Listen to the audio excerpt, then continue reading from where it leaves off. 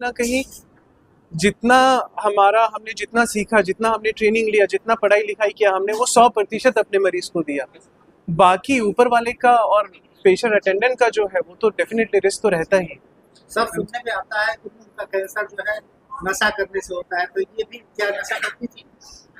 मुंह का कैंसर नशा करने से होता है, लेकिन सिर्फ नशा करने से नहीं हो सकता। आप समझिए, दोनों में अंतर है। नशा करने से हो के हर कोई वहां पे गारंटी वारंटी में पड़ा हुआ है कि जहां पे जिसने 2 मीठे शब्द बोल दिए कि आप हाँ हमारे पास इलाज कराइए, हम 100% ठीक कर देंगे, मरीज वो अच्छे शब्द सुन के रुक जाएगा कि हाँ सब चीजें, लेकिन अल्टीमेटली क्या होना है, वो अच्छे शब्द मरीज को ठीक नहीं करने वाला है जब तक उसका प्रॉपर तरीके से जो रिक्वायर्ड इंडिकेशन है, जो रिक्वायर्ड ट्रीटमेंट है, उसको हम ना करें, है ना।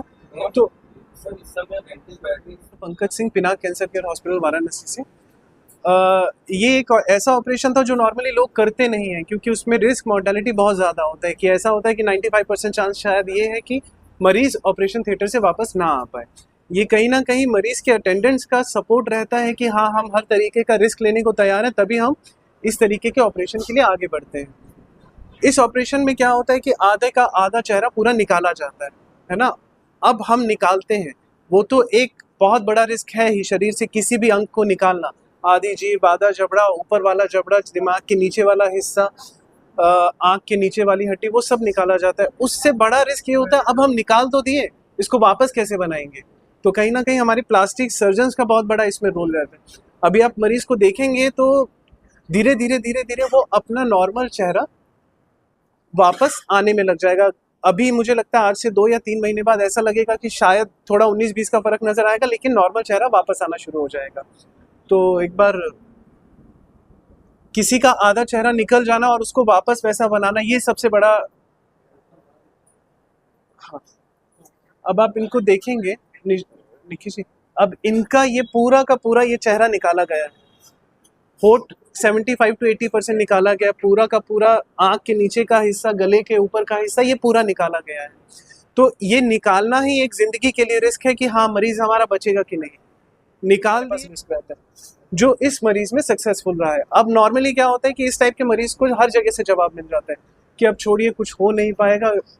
ये भी आप इनसे भी पूछेंगे तो ये भी आपको बताएंगे कम से कम 10 जगह से लाखों रुपए बर्बाद करके आए, है ना।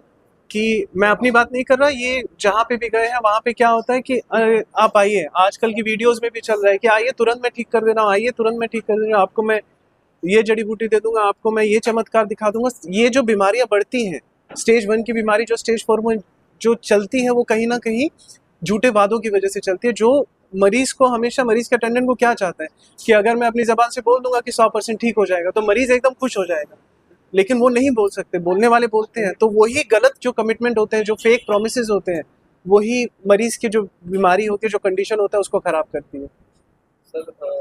सबसे पहले वो कहीं पे भी इलाज करवा रहे हैं, पहले ये देखें कि वो सही जगह इलाज करवा रहे हैं कि वहाँ पे एक्चुअल में कोई डॉक्टर है भी या नहीं है, और डॉक्टर है तो वो एक्चुअल कैंसर स्पेशलिस्ट है कि नहीं।